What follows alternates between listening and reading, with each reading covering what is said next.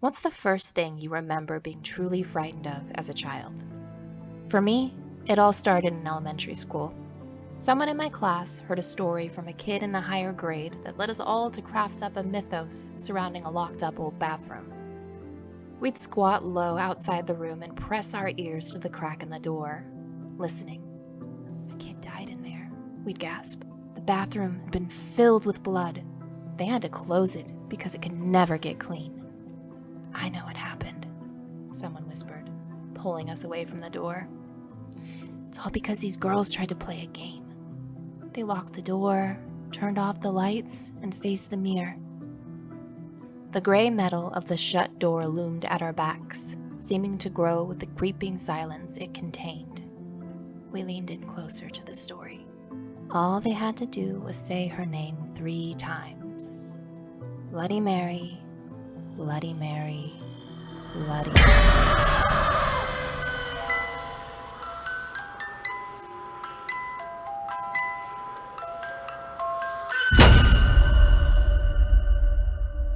Welcome to Remnants. I'm Emily. And I'm Kayla. Ooh. So, unfortunately, I'm not kidding when I say my fear of Bloody Mary was like a legitimate thing when I was a kid. Like, I was so scared to go to the bathroom that I would leave the door open at home. Aww. And as soon as I flushed the toilet, I was out. Like, I couldn't look at the mirror. I remember being in the bathroom and just feeling like there was going to be something there the whole time. And it's just like, I can't look. She's going to get me. I'm pretty sure the first time I heard about Bloody Mary was in kindergarten. And, like, the fear just grew and grew to the point where, like, even taking my notes earlier today, I'm like, no, I can't say it 3 times. Right, because I'm going to summon Bloody Mary. I mean, I definitely remember playing it at sleepovers. Yeah, I never did. And I think there was a couple times you like maybe think you saw something, but it's also probably just when the lights are out and your eyes are trying to like focus, you see things. But I don't know. But yeah, we definitely played that. Yeah, but so when I look back on it now, like I don't know necessarily if it was the game I found scary so much as it was the mirror, because I still find mirrors kind of spooky. And sure, sometimes when I look in a mirror, the only thing in there that's kind of scary sometimes is my reflection. I had to. Talking about mirrors being scary. But if you really think about it, mirrors kind of have a weird place in the paranormal. They, they're like the key element in a lot of like sneaky, slow, scary scenes in horror movies. They, vampires don't have reflections in mirrors. If you break a mirror, you'll have 7 years of bad luck. Like, they just have a presence for some reason. They're very prevalent in our stories and our superstitions. So, why is that? Yes. Why? Why? I don't know. Well, I have to how scroll are mirrors down. even made? Honestly, I've never thought about I don't know. I don't know what that is. I should have what looked that is a up as mirror? part of my... What is a mirror? Now I mean, it's glass of some kind. Yeah, it's a mirror's glass. How is I should have thought How of does this it work? How is a mirror made? Modern mirrors are largely produced by a wet deposition of silver or aluminum. Okay. The process begins with the cleaning and polishing of the glass substrate to remove impurities and contaminants. The glass then requires a series of coatings beginning with tin chloride because silver will not bond directly to the glass. Very sciencey. Yeah, that meant nothing to me. But yeah, that's yep. Interesting. Yeah. All right. So, did you know that the Romans actually believed that mirrors could trap a spirit? I didn't talk about that You with didn't? I didn't talk about that in my Okay. Ancient Ghost episode. Yeah. So the reason they're actually where we got the 7 years of misfortune thing, because apparently ancient Romans believed that your soul regenerates every 7 years while you're alive. So because they believe that the mirror reflects not only your physical form but your soul, they believe breaking a mirror would damage your soul. And you would have 7 years, or you would have bad luck until your soul regenerated. I imagine you're on some sort of running timer. So wherever you are in your soul's lifetime, you probably in reality have that much time of bad luck. So if you're going to break a mirror, time it up. Right. Try to be at the end, towards the Yeah. end of before you're Like, going to regenerate. It's always smart to know, like, what the expiration date of your current soul is before you go breaking a mirror. In case you're... So you should only do it, like, like when you're 7, when you're 14. Exactly. When you're, Yeah. 21, 28. Yeah. So, yeah, just time it out and you'll be fine. If you want to break a mirror before every 7-year period, you are great. With the soul trapping thing, that superstition kind of persisted in several cultures. And I don't know, like, if it's a superstition that's carried out present day. I imagine it might be, because it's just kind of one of those things that just kind of lingers in society. But because some people believed that mirrors could trap souls, it was common practice for everyone to cover, like, every single mirror in a house if somebody passed away in that home. I haven't heard that before. Yeah. And they actually did that in the White House when Abraham Lincoln died. They covered all the mirrors. So they didn't catch him like a little spirit Pokeball. Gotta catch him. Abraham Lincoln. So across many cultures, mirrors signify a sort of gateway into the paranormal. I've always liked to think of it as, like, how a mirror, your reflection is almost like inversed, kind of. Like, True. Everything's just slightly different. It's the same, but it's flipped. And I don't know, for some reason that's an interesting perspective to think of, if it is a different world, which a lot of these stories kind of imply. I don't know, maybe you're not quite actually looking at yourself. It's kind of like a parallel universe or dimension, but like it's not quite right. Right. Or something like that. So I was scrolling through Instagram Reels, I don't know when it was, and I saw this one video. I'll have to try to find the actual video and we can, like, stitch it or something on our account. But the basic premise of the video was like, top 5 things I don't do as a psychic or something. And the one that stuck with me is, like, she was like, I never put a mirror across from my bed. And I was like, what's that about? Because I'm literally looking at the mirror that I have across from my bed right now. Which mirrors creep me out. I kind of avoid looking at them too long. I don't know. But it was like an interesting thing, because she didn't go into detail as to why you don't do that. But there's actually an explanation for that isn't entirely paranormal, at least on the surface. So, like, bedroom mirror placement is actually a pretty big element of interior decorating, and there have been psychological studies done to kind of indicate why it might not be, like, a good reason. It can actually affect your sleep patterns, and it has been known to lead to insomnia and night terrors and even sleep paralysis. Ooh. And sleepwalking. So both extremes. Either you don't move or you're moving too much while you're asleep. But the reason for that is, obviously, a mirror could catch movement that you don't see necessarily, so it kind of is keying your mind into all the movements happening in your room and keeping you from fully getting into that restful state. So that is the very basic, realistic reason why you don't want to do that.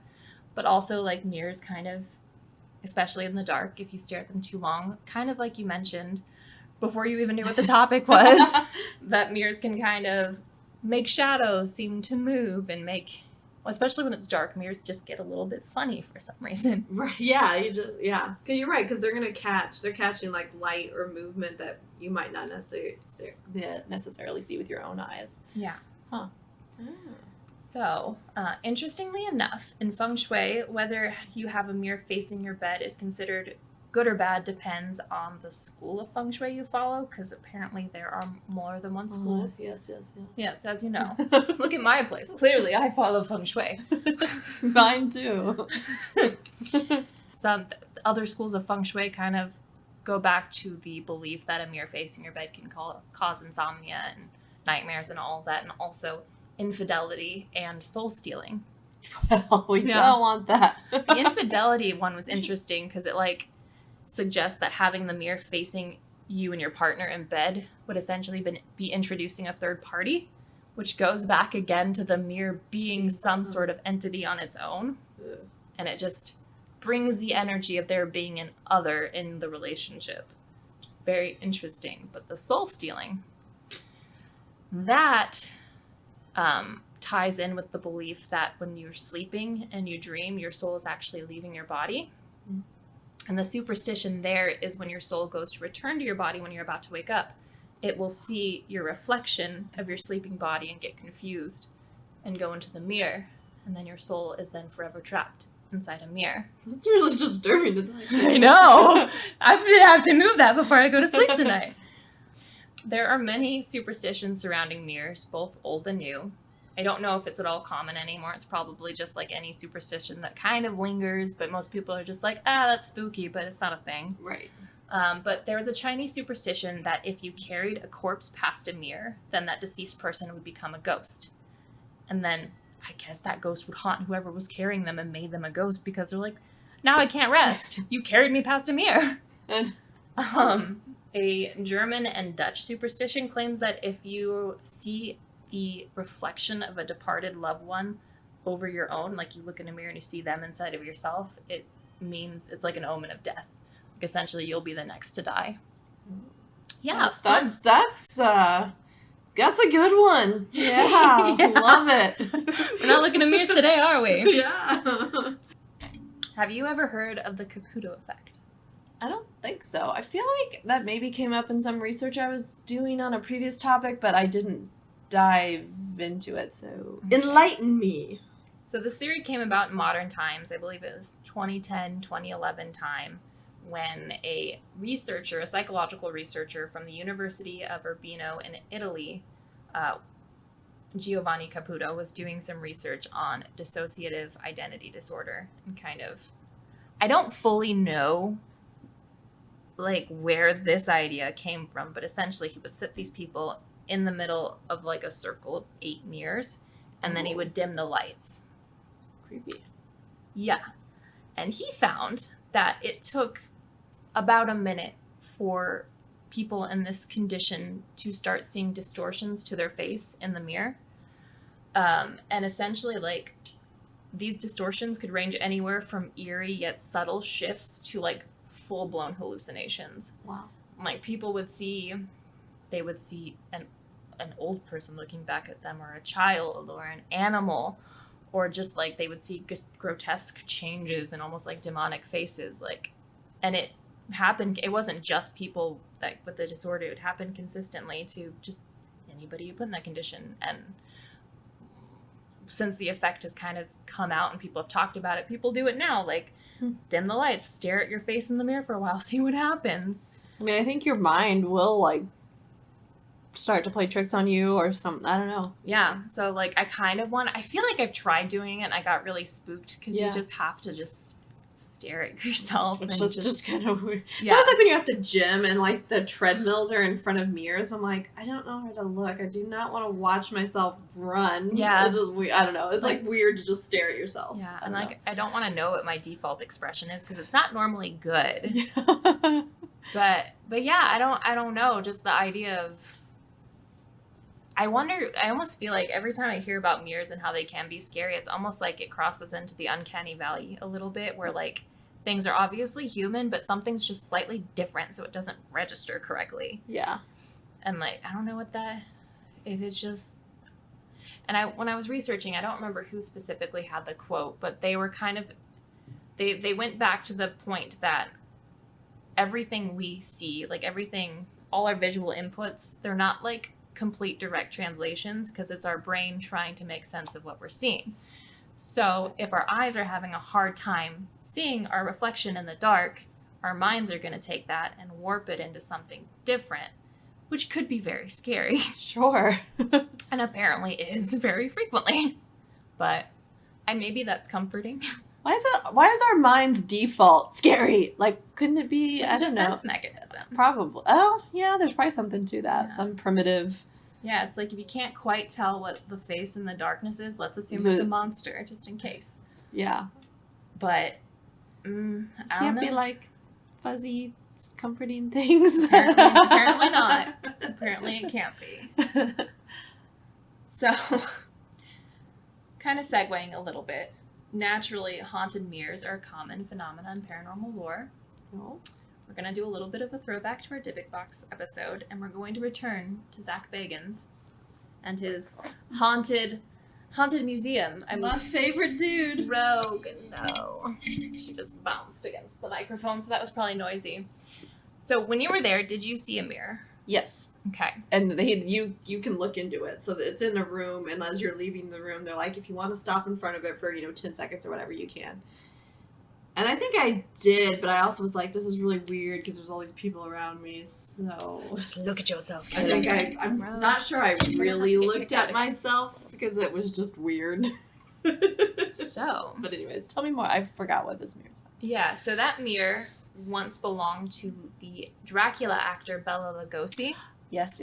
He used the mirror in kind of like a seance to try to communicate with his deceased wife. But the stories say that the seance didn't go right, as they normally don't, and he instead summoned a dark entity that now resides within the mirror. And since then, anyone who's owned the mirror has been plagued by misfortune. For example, one of the people that bought it was murdered in his home. Others claim to see dark figures in the mirror, just like something in that mirror just exists and just haunts whoever owns it. So, of course, Zak has it. he gets it and he just puts it in a museum full of other things that might have dark entities associated with them. Did you ever watch Wreck-It Ralph? Yeah.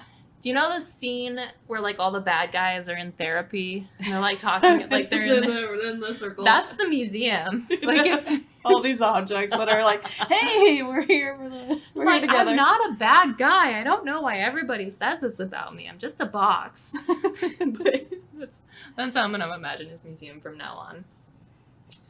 So I wish I could draw so that I could illustrate that. just like all the big ghosts. There is another relatively famous haunted mirror that is in the basement of the Farnsworth House Bed and Breakfast in Gettysburg. Road trip. I know. So some believe that this mirror is actually a portal. So this mirror was kind of featured on the show Kindred Spirits. Oh, I've seen that. Yeah, they were down there and they were doing all their normal investigating things and spirit boxing and all of that, and a lot of the activity centered around that mirror. So they were very interested in that because they were getting the most responses and the most communication by the mirror. So they had an antique dealer come out to kind of figure out where this mirror came from because it wasn't original to the home. The owners purchased it at an estate sale. So yeah, what's that history? Mm-hmm. But they found out that the frame and the mirror were separate. The frame was from like a painting, he's guessing, because it was so ornate in like the 1910s. And the glass was later added in the 1950s. So if there's paranormal activity associated with that mirror, it doesn't have anything to do with the Civil War. Which, again, I think goes back to our idea that items get haunted or get some sort of energy in them for some reason. And, like, what is it? Like, what was in that mirror originally? Or is it just, like, do mirrors absorb the energy of something they're around? Like, like, because Gettysburg is very haunted. Like, is it just... It's true. It could have trapped a spirit in there just by being there. Or, like, what happens if there's a mirror in the house where there's a murder? Like, I don't know. Is it like limestone? Right. Like, is it... Where it... It's an interesting concept to think about. I was just looking up earlier what mirrors, how they're made. I don't know, is there something with silver? You know, there's a lot of... It could be. I don't know, kind of some folklore around, you know, certain metals and stuff. Like, does silver have some kind of properties to it? I don't know. I'm spitballing and just rambling. Well, what's interesting about mirrors, and I didn't look into this a whole lot, but mirrors have been used for a very long time in, like, divination to communicate with spirits, and they're often called, like, scrying mirrors. They can be used similarly to, like, a crystal ball. And a lot of these scrying mirrors are typically, like, black or whatever. But I don't think that's required. I think that's kind of just a fun thing. But, like, again, that goes back to the idea of mirrors being a portal into the paranormal. Like, do you just look in them and set your intent? And is that enough to focus whatever's going on? It's almost like, it made me think of the Mirror of Erised in Harry Potter. Right. It's just... Where it shows you your... There's so many references to, like, mirrors in both pop culture and then also, like, superstition, where they're some sort of otherworldly element I don't know. Yeah. But they've always spooked me a little bit. Well, I haven't watched it in ages, but like, did you watch the show The Magicians? They like travel through mirrors, I think. Yes. Yeah. Yeah. And then that was like the one girl almost gets stuck because the mirror breaks. Mm-hmm. Yeah. So, I mean, that's like a pop culture, more recent reference. But yeah, I mean, it's just such a part of our... Yeah, those ideas come from somewhere. Right. And I don't know if you remember when we stayed at the, the Walnut Street Inn? Yes, and there's the mirror in the bathroom. Yeah, the mirror in the bathroom, and it was that big mirror that was in the main... Oh, yeah, in the bedroom. In the main bedroom, they said that they would see the ghost over their shoulders in there. So, I don't know. Yeah. I don't know if it's because they say mirrors are able to see the soul. Maybe that's why they can show ghosts. Right. And not vampires, because they don't have souls. Right, exactly. And probably not demons. They're not even really... Yeah, they're not human. Yeah, they're not. I don't know. I don't know. But naturally, haunted mirrors are available for purchase on most internet sites. Yes. As they should be. So if you want a haunted mirror, you can get one on Amazon. Love it. Yeah, I'm sure it's great. But I think our best bet for getting a haunted mirror is to go antiquing. Oh, yeah. And I really think that we should just agree right now that we're going to go to like an estate sale or some antique shops and we're just going to find a mirror each and we're going to buy it and we're going to put it up and see what happens. We just have a wall of mirrors in our studio one Genuinely, day. we need a wall of mirrors and we need a wall of Ouija boards. And they look into each other. And then we're going to have a shelf of spirit boxes. We're going to turn them all on and then we're going to leave. Just see what happens. Yeah. It's like we are stirring up as much energy as possible. So I don't see how I could go wrong. Exactly. This is how we get Zak Bagans' attention. We made a paranormal grenade. And you have that in your museum? Yeah. Like, we do our work, and we record our episodes in the most paranormal... environment. Yeah, like, we stimulate... Never mind that we're in a new build house. That there's possibly nothing happening here. We put as much stuff for them to interact with as possible. We should have, like, stuffed animals, too, and dolls. So we can get some haunted dolls, haunted mirrors, Ouija boards. Haunted boxes, Ouija boards. What else can we get? Crystal balls, why not? Crystal balls. We can get all the things. That's just going to be our goal, is to make our podcast studio so haunted that just being in there generates content for us. Love it. It's very important. So yeah, and then as a backup, whenever we can't find an episode topic, right, we'll just be like, well, we'll talk about our haunted studio. Because like as of now, my Walmart mirror is not giving me any additional content for this episode. I keep looking at it, but so far nothing. But at least I know that if I wake up in a mirror tomorrow, it's because I got confused when I was trying to get back to my body. How do I get you out of the mirror? I don't know. I don't think you do. You could try breaking it, but I'll probably just die. Yeah, I mean... Maybe I don't know. You find a way to open a gateway in the mirror. Cause pull you through. Yeah, like open a gateway, and then when I sleep again, just make sure I go in my body and not the mirror. Cover the mirror when I'm sleeping. And then... In the mirror. Maybe you need a mirror to look at the mirror. Yes.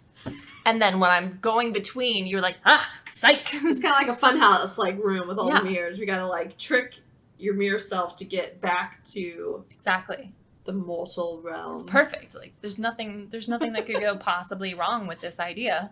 It'll be amazing. I mean, we're just setting up a plan for if and when you get trapped in a mirror. Right. It's very important to have plans. You never know when it's gonna happen.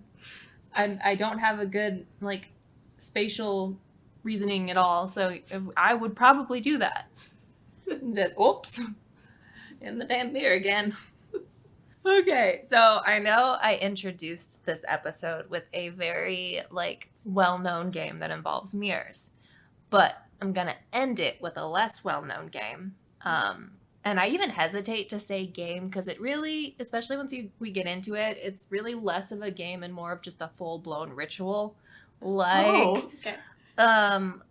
it's creepy, and it's part of, like, I guess we'll call it like a wave of internet-born urban legends that have been created in the last several years. You know, think like Slender Man, things like that. It's kind of within that realm, but just the way it was presented, for me at least, makes it more scary because it's just very specific. We'll say that much. I can't tell if I'm excited or nervous. I don't know. Yeah. Yeah, it's fair. It's fair to feel pulled. So, what we're going to talk about is the Three Kings ritual. And this was first posted by a Reddit user by the name of Fableforge to the No Sleep subreddit in 2012. And the post was titled, "Please don't actually try this." But of course, that's like catnip. Is like Yeah, the amount of people who have their own Reddits. I think there's like an entire subreddit dedicated to the Three Kings ritual just because so many people have tried it and have posted their experiences. So obviously, most of the pieces published on the No Sleep subreddit are purely fiction. But since its publication, many other Reddit users have posted their own stories telling of what happened when they had the Three King rituals themselves. When they did the Three King ritual themselves. That came out weird. So here's how Fableforge introduced... I said it right. I thought I said it wrong. No. It's the coffee. It was real strong. I made us both, specifically because I didn't want to over-caffeinate us. I made us small cups of coffee and...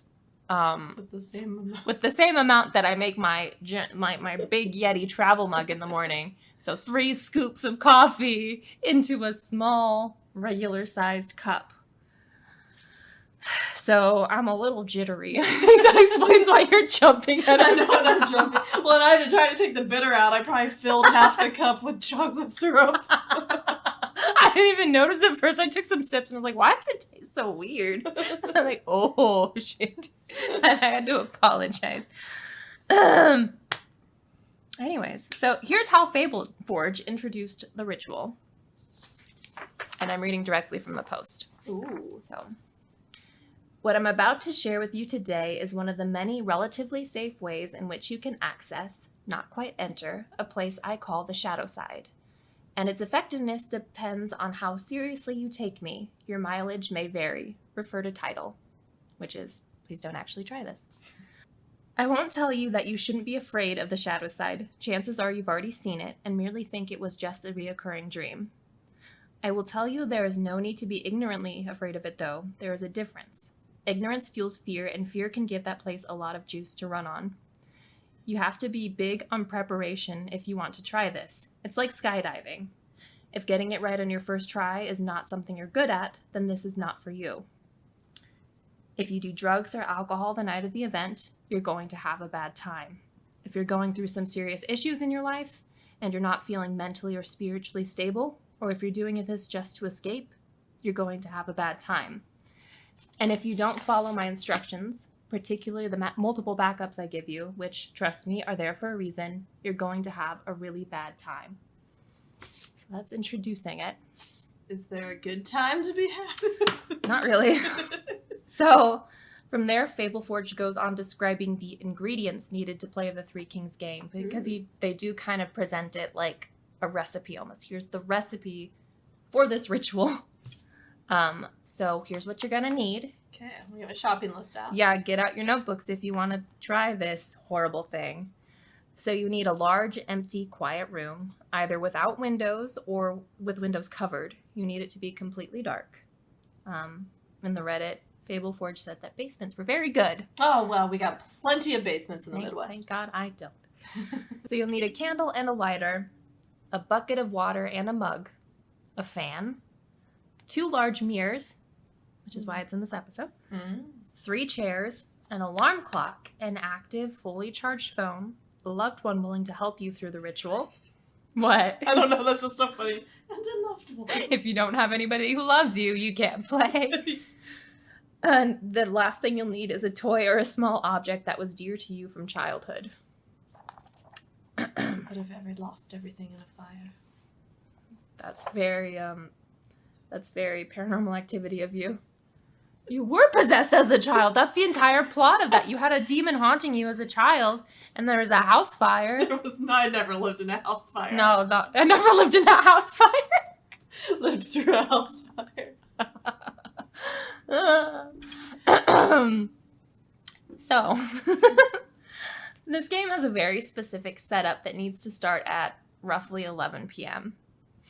So you need to place one of your chairs in the center of the room and make sure that it's facing north. Apparently that's very important. Oh. I would be I need a screwed. compass. My loved one better be good at directions. So this chair is your throne. Place the other 2 chairs to the left and right, facing your throne. These chairs are for your queen and fool. There should only be an arm's length between your throne and these chairs, which is terrible. Yeah. So you need to place 2 mirrors on the queen and fool's chairs facing you. You need to be able to see your own reflection in both mirrors without needing to turn to look at them. So your goal is for your reflection to be in your periphery at all times. Okay. Which on its own is just a nightmare. Yeah, I would say that's not going to play tricks on me. No. So the bucket of water and mug go in front of you, just out of reach. The fan goes behind you and must be turned on, either to like medium or low. And these things are what make it like seem so much more like a legitimate like magic ritual. It's just like got so many things that are so and like I don't know. So your setup is done for now. You leave the room, you turn off the lights, you leave the door open to your ritual room. Yeah, and don't forget that you left the door open. That's very important. Okay. So go to bed. If you can sleep, go to bed. Why not? You just set up a summoning circle in your room, basement, wherever. I'll have no trouble sleeping. Yeah, so go to bed. Make sure your light and candle are at your bedside table. Charge your phone. Set your alarm for 3:30. 30 minutes into the witching hour. True. Which almost seems worse. Yeah. So fall asleep holding your power object if you can. Is that your toy from your childhood? Yeah, that's supposed to kind of protect you and anchor you. So wake up with your alarm, turn the alarm off, but don't turn on the lights. Make sure everything is exactly the way it should be. Your phone needs to be charged. The time is 3:30 when you woke up.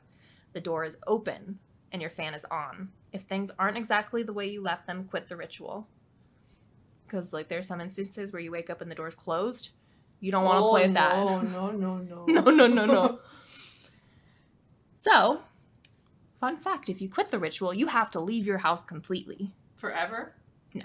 Just till they said 6 a.m. I would probably wait till sunrise at the very least, since you need to be in pitch blackness. Yeah, I would go to a hotel to do this in the first place, not my house. Oh, that's a good point.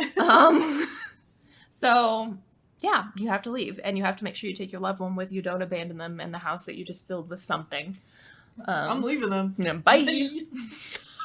Best of luck. So we do not do rituals together. So you can run faster. Noted. No, we can just have ritual friends. It's fine. Yeah. Go through them fast. So if all is as it should be, it's time to go to your throne. Do not look directly at either mirror at any point during this ritual. You walk in, close the door behind you, walk to your chair, and sit down. And then you light your candle. You have to keep your candle lit at all times. It can't go out.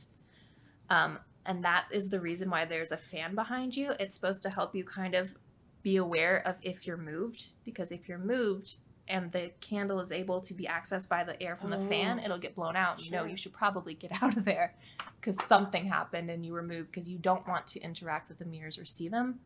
So it's kind of like setting up backups to keep you from getting sucked in almost.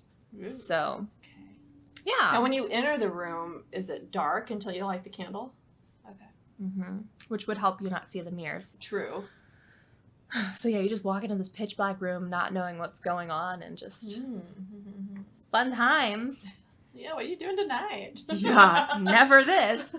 So you need to stare straight ahead into the darkness throughout the entire ritual. You don't want to look at the mirrors. You don't want to stare down at the candle either. You kind of want to, it's almost like keeping yourself, when you're trying to keep your balance and you have to keep your focus on something still, it's kind of like that. Okay. So you need to start the ritual exactly at 3:33. Oh, so you got 3 minutes to set this up. And not only, that's even worse because it's, how important 3 is, with demons. So 3:33, I don't like that. Time to. Yeah, it's just great. So good. So the ritual ends at 4:34. You should be safe if you make it until then. Yeah. What if you're not? If you don't leave on time, your backup is there to help you.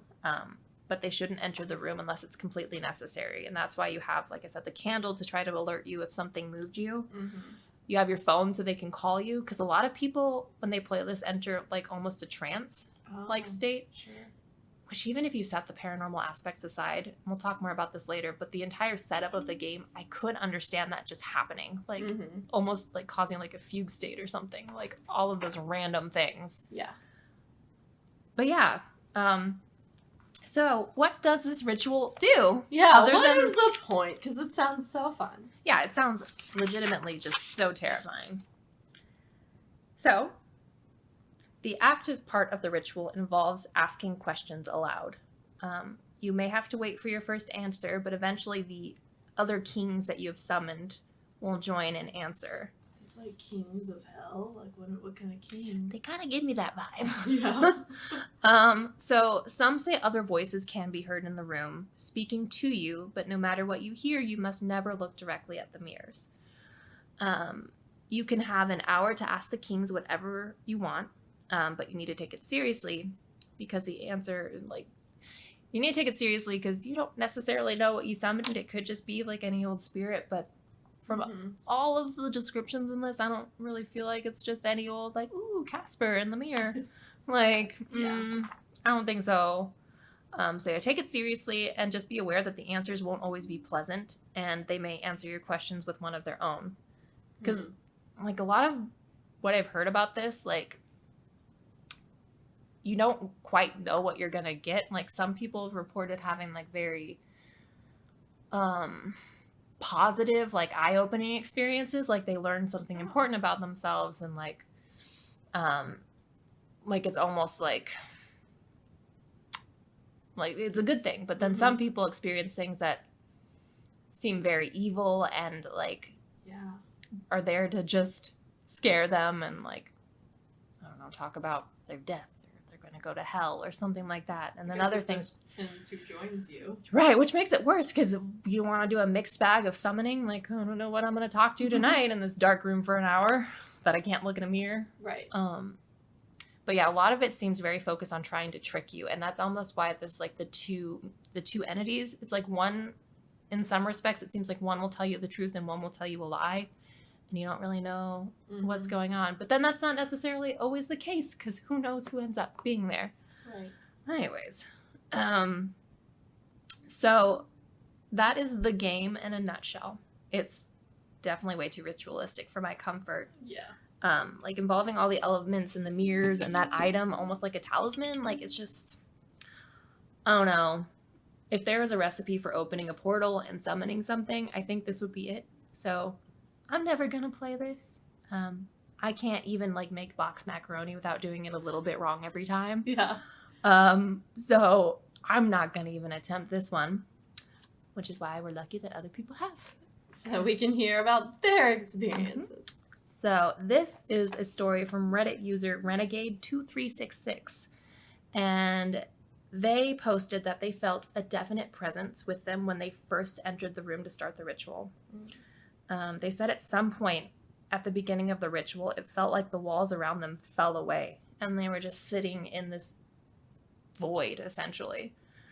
But they weren't alone. They just felt like there was nothing around them but this presence, essentially. They could see movements in the mirrors from the corner of their eyes, like constantly, just something moving in the mirror. But you can't look at it, so you're just aware of there being movement. I don't know if I'm strong-willed enough to not look. No. So it took everything in their power not to look, especially once they started hearing murmuring. Oh, dear. So eventually they tried to communicate with the entities. They asked, "Who am I talking to?" And two voices responded, one from the left that said, "Someone who knows," and one from the right that said, "Yourself." That's why I'm saying one tells the truth and one tells a lie. Which one is it? So the person asked back, "Someone who knows what?" And then at that point, the murmuring increased, and the only intelligible response they could make out was, "Why you're here." The movement in the mirror increased until it seemed like things were trying to crawl out of it. And then from there, the room started to fill with noise. There was breathing, ticking, knocking. The voices spoke incessantly of things they shouldn't know, telling things that were deeply personal to the who summoned them, the ritualist, essentially at that point. So at some point, the writer said that they felt like there was someone right behind them. And when they leaned forward to get away, they noticed that the fan had been turned off. So this made them panic, and they jumped up and dropped the candle, and it extinguished. And they ended the ritual immediately. And apparently their loved one, because they were doing this in the basement, their loved one was their girlfriend, I believe, who was upstairs. And when they finally came up, like, they were talking, and they asked how it had been, and the girlfriend said that she'd knocked on the door a couple times to ask if she was okay, or they were okay, and the ritualist, no, I don't think it was the ritualist, because the post said, I'm fine. Ooh. Which, in the entire story I'd read, never once did they mention hearing the girlfriend knocking on the door. Yeah. So it was like they were trying to make sure that... Keep her out.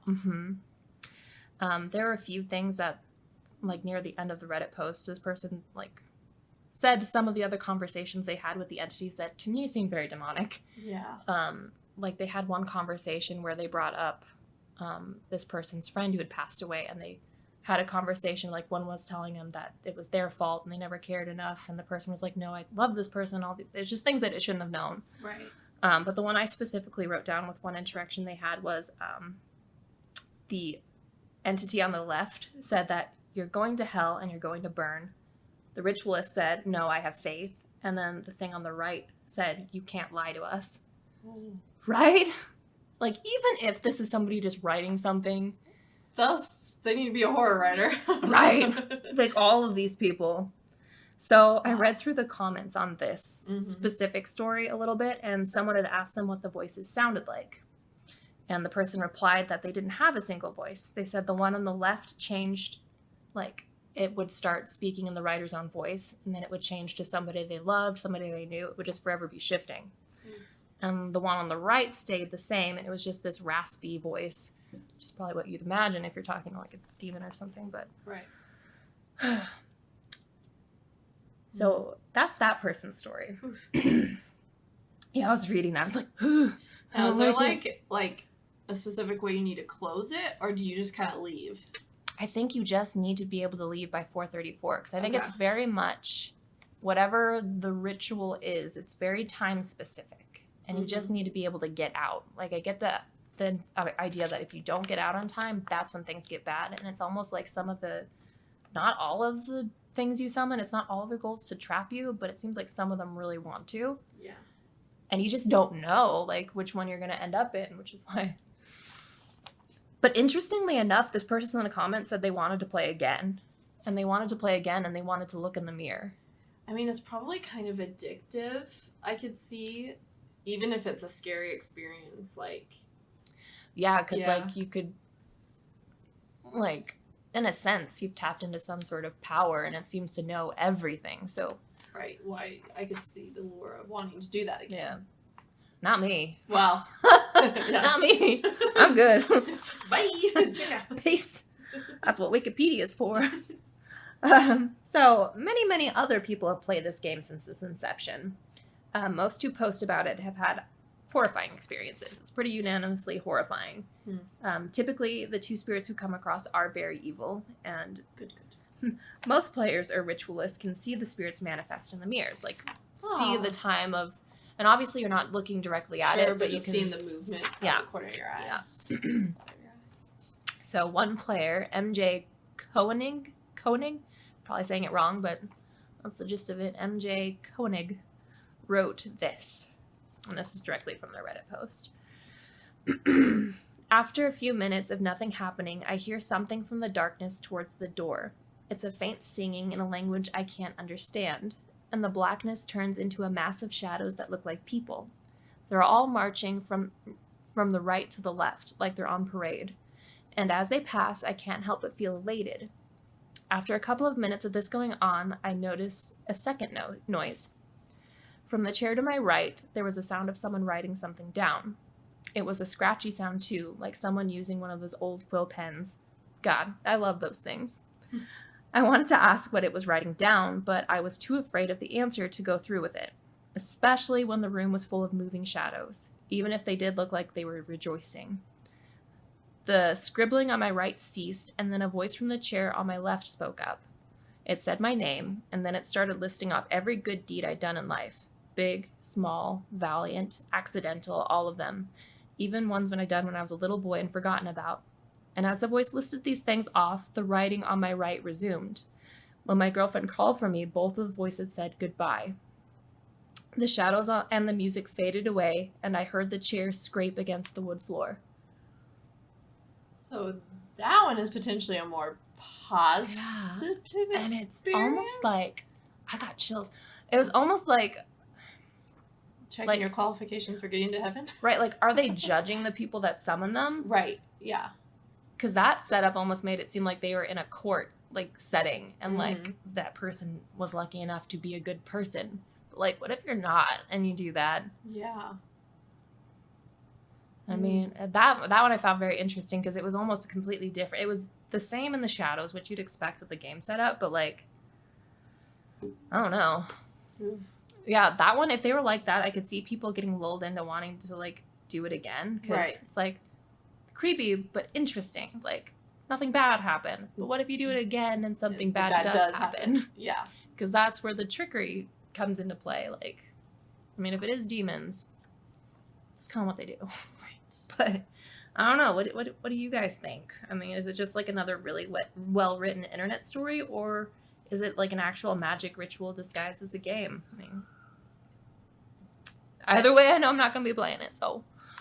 Is it also kind of like what we've talked about with, like, our Ouija episode? And, like, are you just inviting... I mean, I guess that's the point of rituals, is you're opening yourself and you're inviting it in. So maybe it doesn't work for everyone if you're closed off to that. But yeah, because, I mean, it definitely seems to be one of those things that I think if you put belief into it, it could potentially work. And it has all the elements that should make it work, really. Like... And I mean, to kind of play the devil's advocate, like, you know, when you're in a dark room with just a candle, your eyes are going to try to focus. So I can see the shadow parts being debunked because your especially eyes, with the one candle, your eyes are going to play tricks on you in the dark. But all the noises and that kind of stuff, I don't know how to explain away. What I find interesting, and what we can go back further into this episode, this almost replicates the way the Caputo experiment was set up as far as being in the dark room, having mirrors around you. People do hallucinate in that situation. In the dim lighting with mirrors, you do see things in the mirrors. It's almost like your brain trying to protect you because that's not a good situation. Right. So I do feel like, I mean, I would still never attempt this game because it just sounds so scary, but I do feel like there are potential reasons why you might start hallucinating in that kind of setting. Yeah. And, like, maybe you only hear what you'd expect to hear. Like, if somebody expects there to be two demonic entities in these mirrors, you can have auditory hallucinations. True. Especially if you wake yourself up after, like, 4 hours of sleep and you're terrified already. Yeah, you might be in kind of like a dead sleep, so you could be in a weird state. You're in the dark. You've got a single light. You're facing mirrors, which are in the dark. Yeah, in the dark. That's why we're doing this episode. Right. Mirrors are... So I don't know. I do feel like I think it'd be a terrifying experience even without any supernatural elements occurring. Because I think you would see things in the mirror. Because you're right. Regardless. Yeah, I feel like I always straddle the, like, I believe in science and, like, explaining things away, but then there's so much we don't know and we don't understand about, I don't know, other dimensions, other realms, the afterlife. Like, you can't be definitive. I think even a super science-based believer, like, you can't be totally definitive on what's going on. And then mirrors have been for so long tied to the paranormal in one way or another. Like, well, maybe there's something to that. Yeah, and I keep looking at the mirror while we're talking. I keep looking at it, just like, anybody there? I mean, I've always been scared of them, and I know it's probably because of the Bloody Mary thing as a kid, but, like, they're just unnerving in some way. Like, I don't know. And maybe that's just how everybody's always felt. But that's an interesting thing because it shouldn't be like that, but it is. Yeah. And I don't don't know. So that's why, I don't know, this game, Three Kings Ritual, I don't know. I would not mess with that, but people play it all the time. And everybody has something. Just listen to all of their stories. Yeah, just reading them, like, they need to make a movie about this ritual. I maybe wouldn't mind, like, being present for one to get someone's, like, real-time reaction, but I wouldn't want to be in there. No, because if they mess up and you're, like, their second, you're screwed too. Oh, well. Like, they'll come for you too. Well, maybe I'll be outside the house? Like, how big's But then the you're boundary? not gonna be able to help them. No, well, someone else will help them, and I'm just, like, a third Because you person. gotta go into that room to snap them out of their trance if they're not done. So you're gonna go in there with the demons. Has anyone recorded? Yeah, there are YouTube videos. I was too scared to watch. Because that is totally what I would do, I guess. I would Yeah. never do the ritual, but if I did do the ritual, I, of course, would record it. I would too, but oh no, I'd never do it. But then you're But- right, like, would I have the guts to ever watch it? I'm scared. Like, Baby monitors freak me out sometimes. Like, when I, like, babysit my niece and I'm looking at it, it's like, it looks so scary. I remember, I don't have the camera one, but I remembered mine was on when we started recording this, and I was like, I swear to God, if I hear anything creepy on that monitor. Right. Because it, like, makes everything sound so much creepier. It's like, Right. ugh. I had a friend staying over, and they were staying in my son's room, and I had the monitor on, and you can't turn off that end, but I can turn, like, the volume down on mine, so I'm not creeping on her, but she, like, wasn't waking up one morning, so I had a brilliant idea. I turned it back up, turned the volume on, and I went, Crystal. And she said she woke up to just hearing that whisper, and she was like, Aw. I didn't think it was real at first, but then of course I went, Crystal. I was very pleased with myself. Yeah. I got to be a ghost. It's Got very to fun. scare someone. I did. She woke up. It Yeah, worked. it worked. Who needs an alarm clock? And you've got me. I wanted breakfast. But yeah, that's That is really creepy. yeah, and that ties up the haunted mirror episode with a. If you guys feel like playing that game, look up the rules on Reddit, but I don't recommend it. And we take no responsibility for what happens to your... If you do play it, let us know how it goes. We'll read your story, Yeah. because I ain't ever playing it. Hell no. No. Sounds terrible. Yeah. Well, there's a lot of other things I want to do. But I will read about it. I will find read that about it. fascinating. I do love reading the stories because they are all very well written Yeah. and terrifying. So, Well, that's another aspect, too, that makes me kind of lend to credibility. Like, I feel like even with writing or when someone's speaking, you can tell when someone's I don't know. I feel like I can tell if someone's not being a good actor. Like, yeah. it doesn't seem genuine. So I think in writing, you can tell that, too, when someone's being genuine. Yeah, maybe. But I mean, Maybe not always, but... I don't know. If it's fiction, though, if you're just. But not everyone's a good writer. Yeah, it's true. These But, people are. but maybe all these people on Reddit are. Like, they could just genuinely be very good horror writers. Well, then it's still interesting.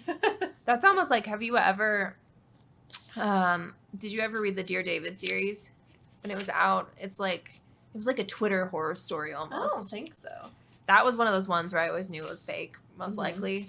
And, like, definitely fake. But it was so well written, it was just eerie. Felt like it could be. And I was like, I don't even Yeah. care if it's fake. It creeped me the hell out. Yeah, I don't know. We'll leave it at that for now, though. But everybody enjoy sleeping with your mirrors in your room if you got them. Yeah, no, I do have mirrors, but none that like look at me anymore. Well, I can't see mine usually, so there's that at the very least. Something. Yeah. I'm glad that ritual is so complicated because you can't accidentally do it. That's true. Like, I accidentally am sitting in front of a fan with these other two chairs and these two mirrors on these. Oh no, I started at 3:33. Oops. Thank goodness. Whoopsie. Thank goodness those entities have such specific rules. It's very generous of them. It is very.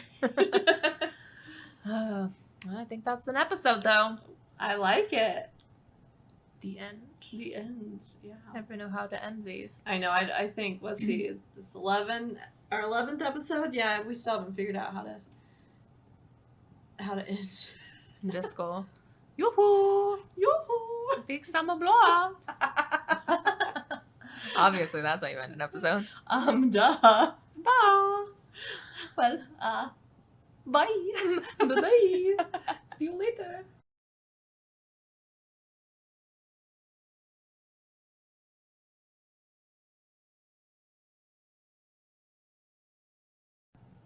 See what happens.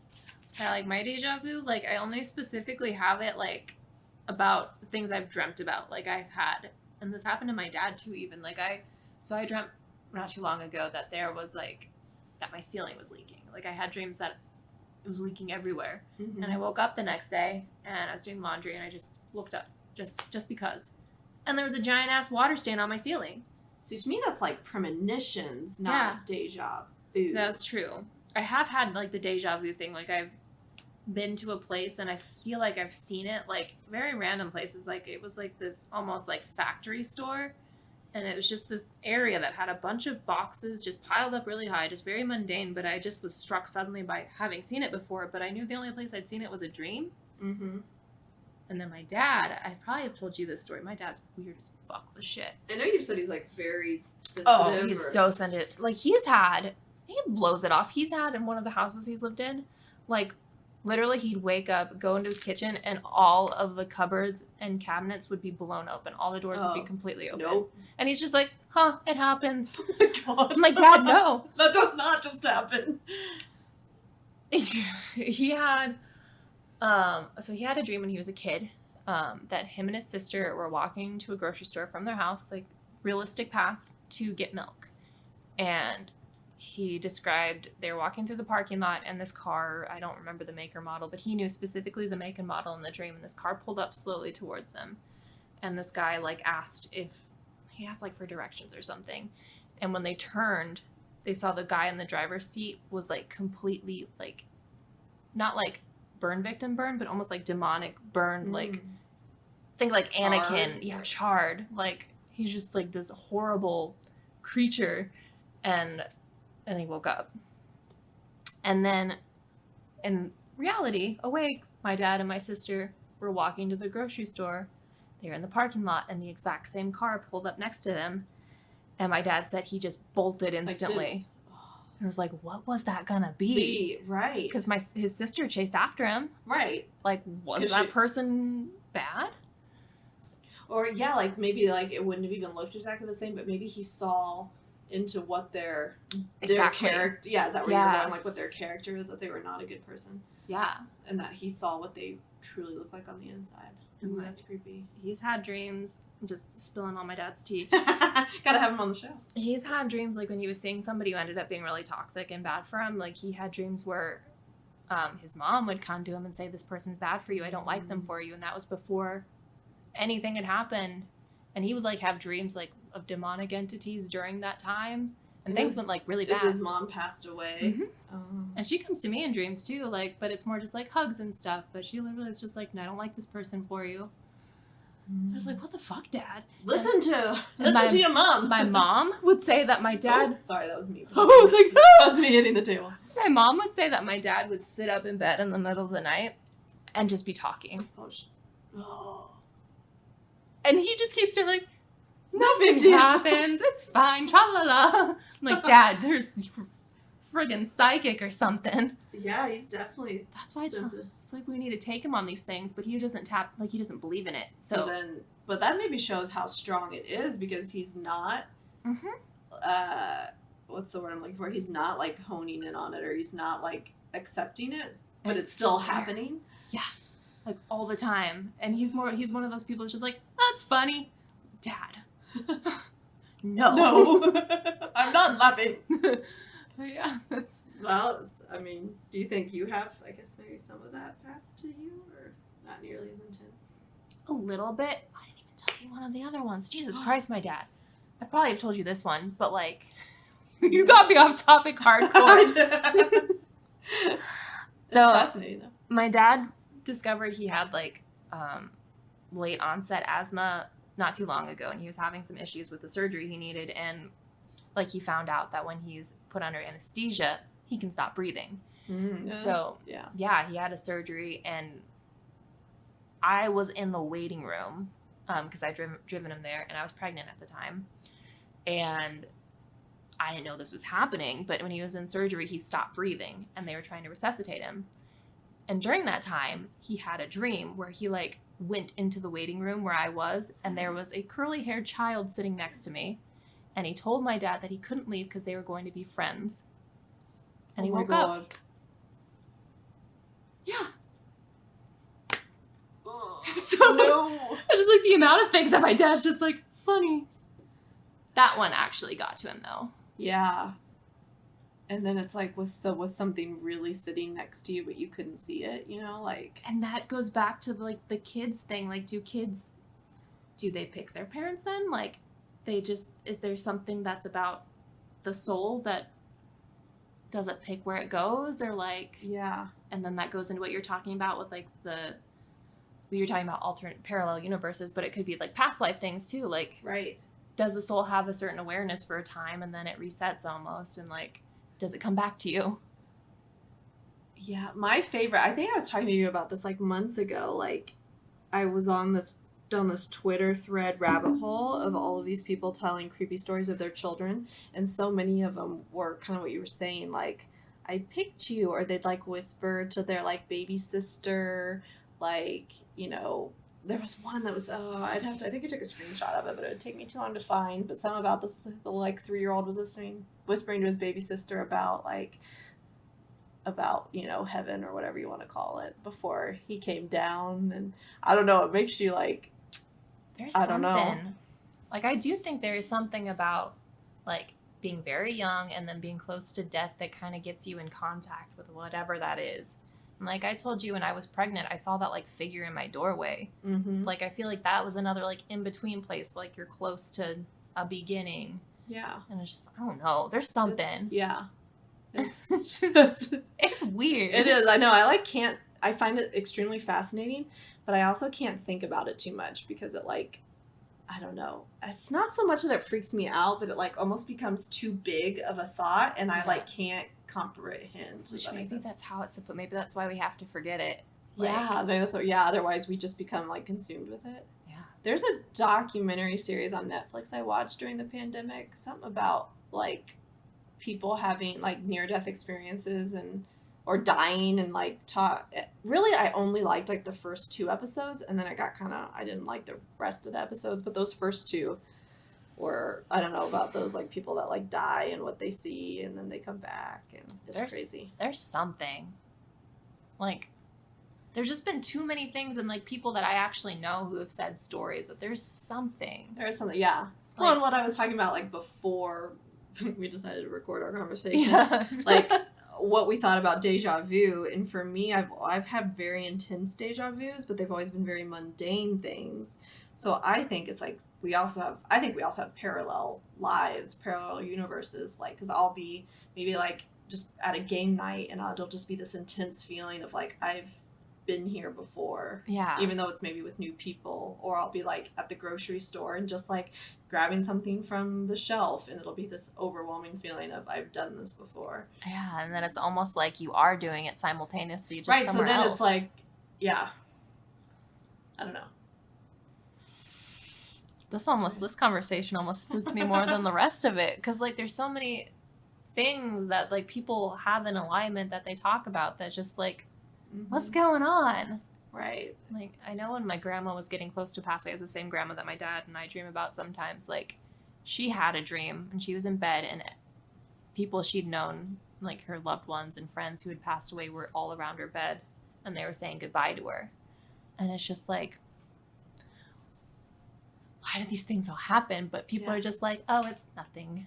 Yeah. Like, it can't be nothing at this point. No. And they talk about so much, like, older people when they go, like, especially if they've been in a nursing home, like, a lot of times their last day, they will have clarity, or they'll, like, that's crazy. Like, that happened to my mom's great uncle. I think he had Alzheimer's, but, like, I guess his last day, he was, like, playing with his grandkids, like, hours before he died, but he had been, like, comatose.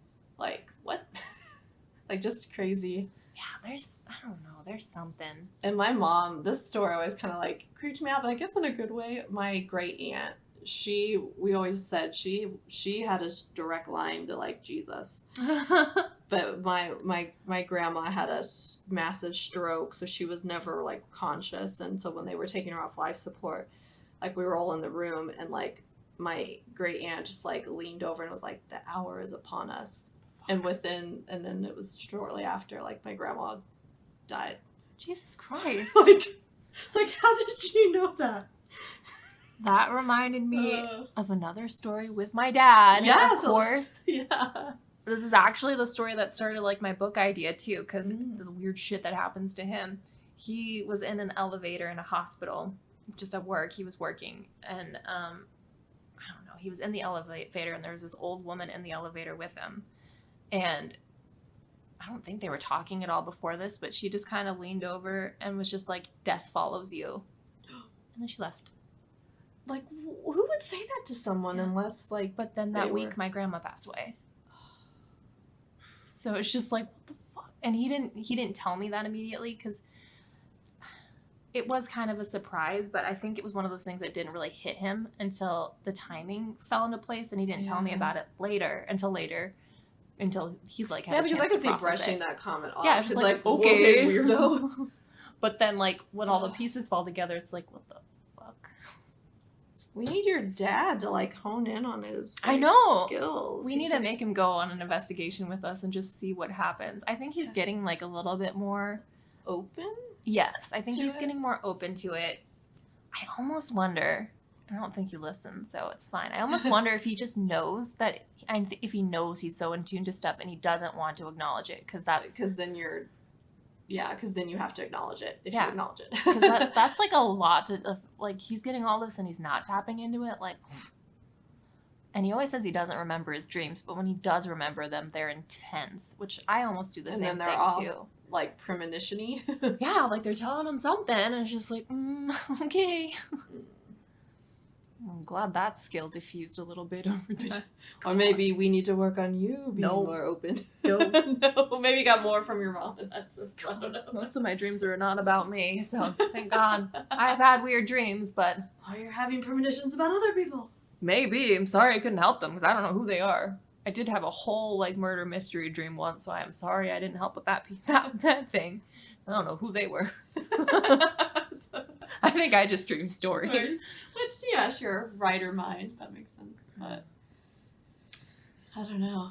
That's like a whole topic in of itself. Like, yeah, I don't know. Deja vu and like slash, I don't know, being sensitive to whatever else is out there.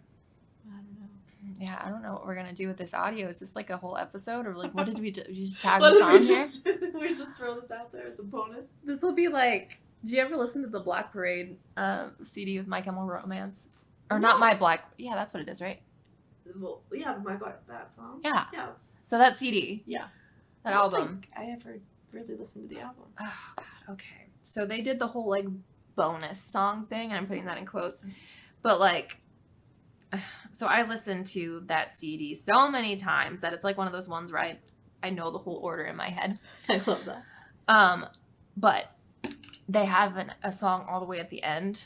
That's like, you don't realize it plays unless you leave the album running, and it just starts playing, and you're like, what the fuck? It's like 40 seconds into this song, and then it starts playing music, but you can't realize it because old CD players and stuff doesn't show you where the song is tracking. So that's what this is. This is this version for this episode. We just leave some blank space, and then we're just like, we're still talking. Kind of like that.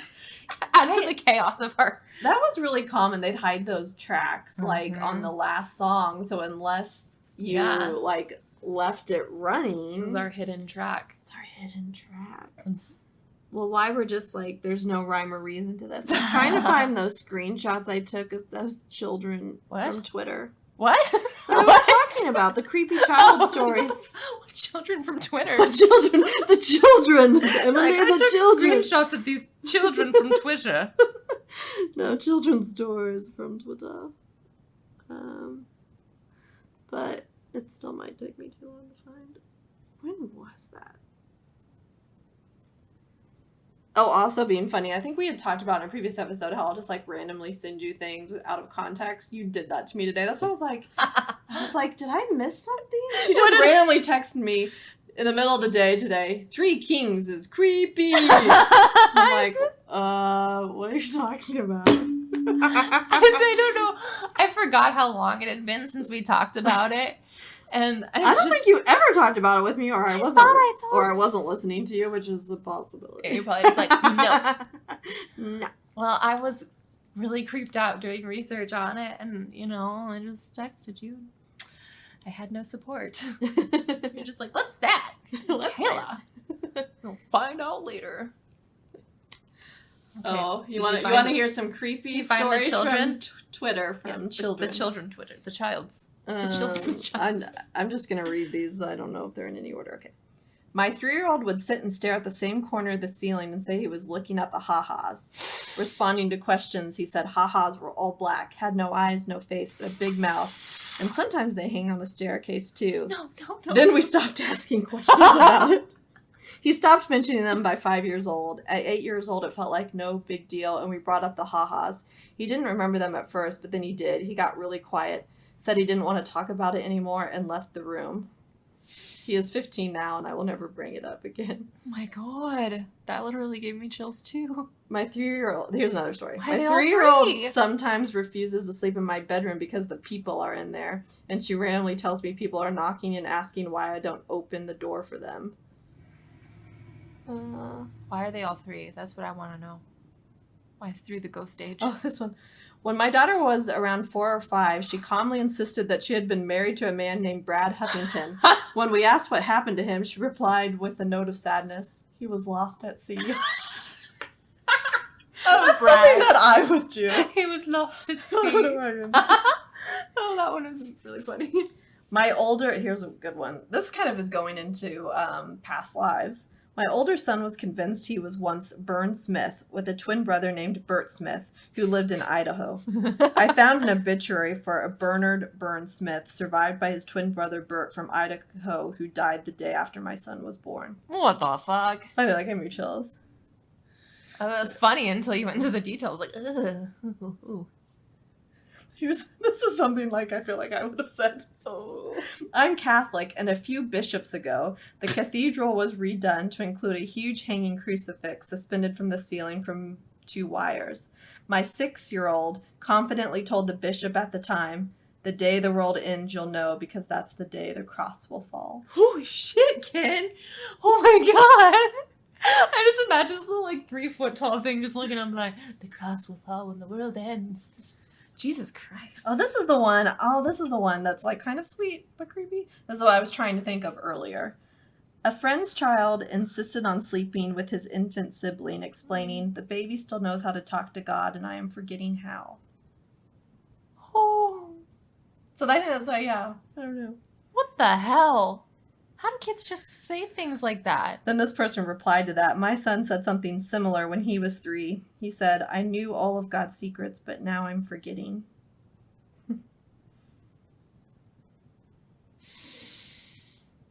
Oh, this is a really weird place to end the night on a Monday. We got way too deep. I don't even know what this is, but this is our brain dump of weird things. We literally turned the recording off and we just started talking about it, and Kayla's like, we should be recording this. I'm like, okay. Yeah. And now I feel like I'm high. I don't know. Well, I'll end on a funny note about past lives. We used to joke that we think I was a Southern belle in a past life because I do love hot tea, which is kind of a British thing, but I don't do it as much anymore. But when I was younger, I would just randomly slip into a Southern accent real strong, and my brother and parents would kind of make fun of it for me because it would just randomly come up. There was one time, I guess I was really excited that my mom had bought Jell-O at the store as a kid, and I opened the fridge and I was like, "Hey y'all, we got Jell-O!" That was a running joke in our family. Hey y'all, we got Jell-O! And I guess there was another time I was shopping for Easter shoes with my mom, and we couldn't find the right pair, and I guess I just said, "I don't need no fancy shoes." Like a 10-year-old Kayla. I don't need no fancy shoes.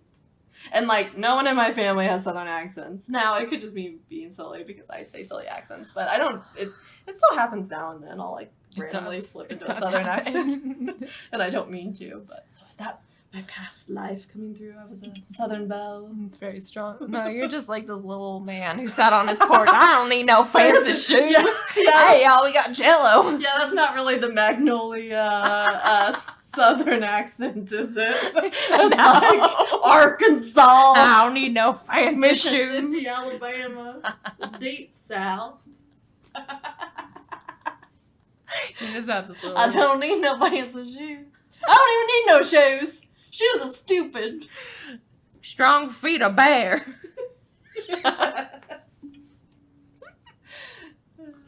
Wow. So is that better to end on? I don't know. I feel a little bit better, yeah. I do. I don't need to watch something tonight. God. I definitely want to get on a campaign to get your dad to go with us somewhere. I don't think I want to take him to Sally House. No. What about Pythian? Ooh, that would be fun. And then he could help pay for the room. Exactly. We can get that really cool cottage house. Yeah. Oh, and then pay for the... And then pay also for the investigation. But also, we just want to exploit his ghost powers. Mm-hmm. I legit think that man is a psychic. Yeah. And we would have a camera on him the entire time. Strap a GoPro just to him and be like, Dad, go! Go into the tunnel! Go. Shoot! Speak to Mr. Boots! Yeah, we're just gonna boss him around.